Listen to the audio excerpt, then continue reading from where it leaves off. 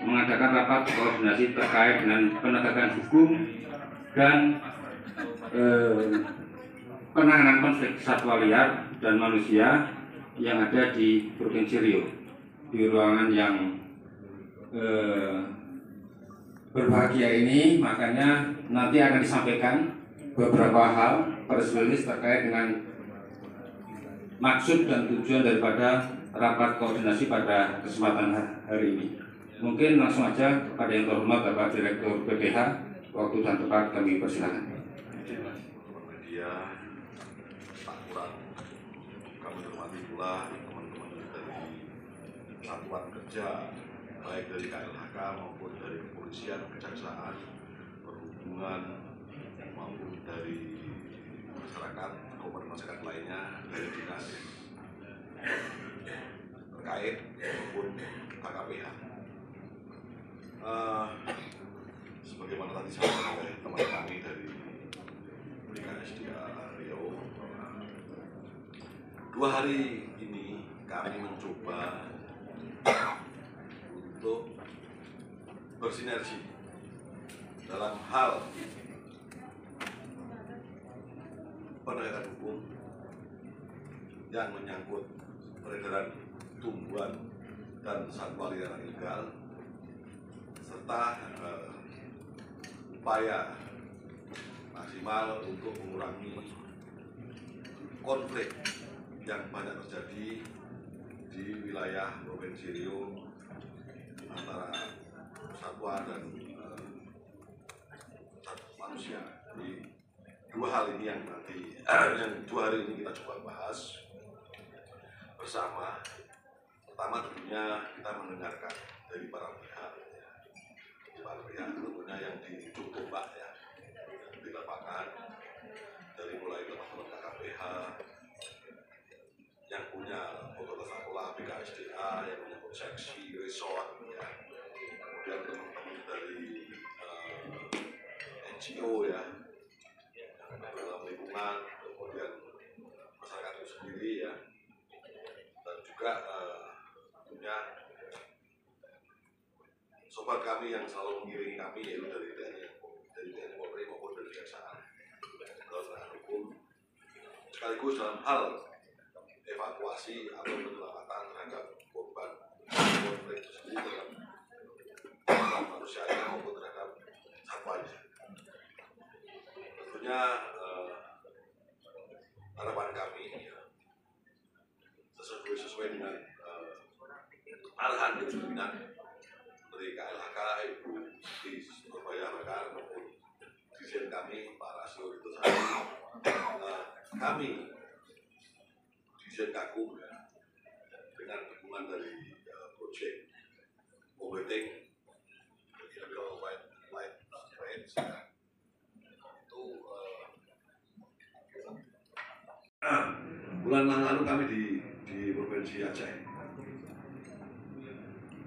berupaya hal yang sama demikian. Kemudian seri kedua ini di Provinsi Riau. Saya berharap nanti kalau memungkinkan kami coba untuk cermati di wilayah Sumatera Barat, mungkin di Jambi, dan mungkin juga di Sumut. Artinya kita coba kekayaan sumber daya alam yang ada di Indonesia ini, kita coba untuk tentunya kita jaga dalam pengertian aspek perlindungan dalam kawasan maupun di luar kawasan. Kemudian kita jaga juga dalam pengertian bagaimana mendorong pemanfaatan tumbuhan satwa liar ini secara legal. Mungkin ada yang bisa membahagiakan dalam pengertian penangkaran, ada yang bisa untuk peragaan, ya, kemudian konservasi, dan ini semua ada skemanya, skema perizinan. Ya, jadi masing-masing kota kelola. Nah, terhadap yang ilegal inilah yang tentunya banyak hal yang tentunya pertama satwanya pasti berkurang atau hilang.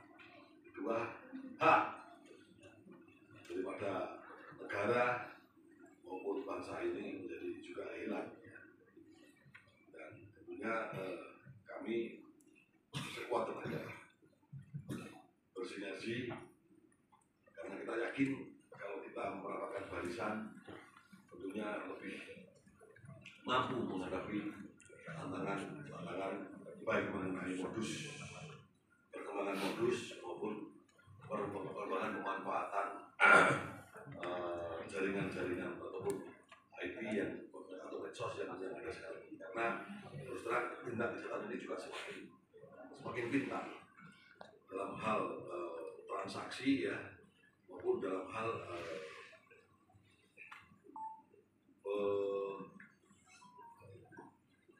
penangkapan atau pemanfaatan di wilayah-wilayah yang potensial adanya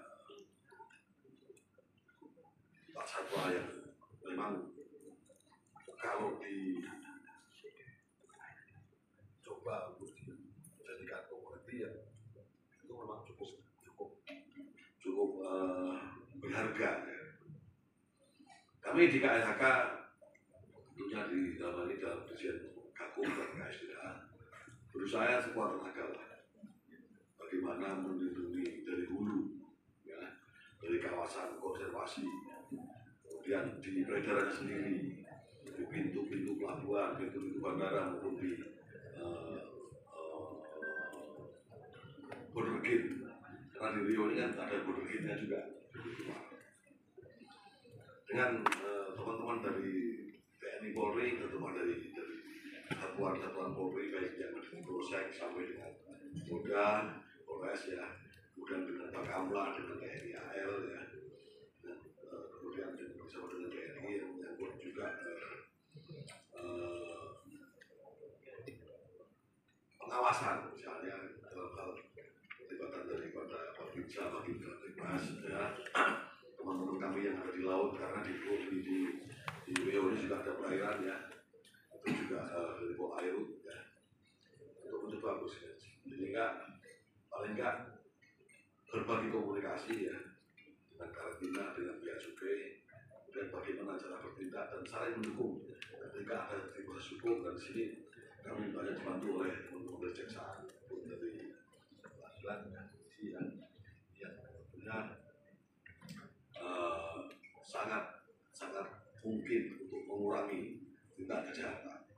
Kemudian yang kedua, konflik satwa dan manusia ini di Rio cukup tinggi. Nah ini selain kita cermati dari kebijakan-kebijakan yang ada, misalnya dalam hal pengelolaan tata ruang, kewajiban daripada dunia usaha terhadap pemanfaatan ruang itu bagaimana? Jadi makanya 2 hari ini kita kumpulkan semua dari mulai dunia usaha yang sudah bagus dalam penanganan konflik, jadikan lesson learned ya, pelajaran bersama. Kemudian dari yang lain juga bagaimana mencoba mengarahkan fokus bersama bagaimana mengurangi konflik ini. Di Rio ini mungkin kalau angka yang ada itu di KSDA yang berkompeten itu sekitar mungkin ada tahun ini aja udah hampir 55 kasus konflik, 55. Kemudian korban manusia sendiri ada 9 korban manusia. Jadi ya cukup 5 tahun tahun terakhir. Jadi memang cukup memprihatinkan. Jika selain memerangi tindak kejahatan peredaran SL juga bagaimana mengurangi konflik ini. Tentunya banyak aspek yang kita bangun selain dari kapasitas manusia sendiri, pemanfaatan teknologi, kemudian jaringan komunikasi ya, koordinasi dan sebagainya. Dan harapan saya semua harus concern sehingga tahun depan atau minimal mulai besok harapan kami tindak kejahatan itu bisa dikurangi. Paling kalau mendengar misalnya orang lagi mau istirahat, mau setelah bekerja ya, tiba-tiba diterkam dari belakang, ini kan sangat. Nah inilah tentunya kita tahu bahwa kenapa mereka jadi konflik? Ya, pertama kan kita pahami juga karena memang rumahnya sudah dimanfaatkan oleh yang lain. Dan ini tentunya bisa juga karena pakannya sudah tidak ada, langka. Ini harapan kami semua.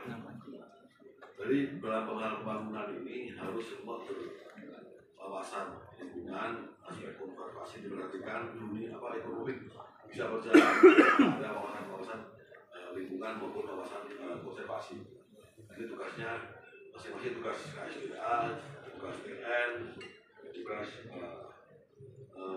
yang punya tata kelola itu dinas, ya, KPH juga tanggung jawab. Ya, harus kita coba untuk gelitik lagi lah, kita bangkitkan lagi semangat untuk kesana dari forum ini. Ya, harapannya itu sehingga tentunya ekonomi tetap jalan, tapi lingkungan terpelihara, kemudian secara sosial juga masyarakat tidak terganggu dan bisa meraih dari manfaat daripada adanya kekayaan alam ini. Inilah yang benar-benar harus kita carikan titik optimum yang bagaimana dalam pengelolaan perlindungan, pelestarian maupun pemanfaatan terhadap satwa liar.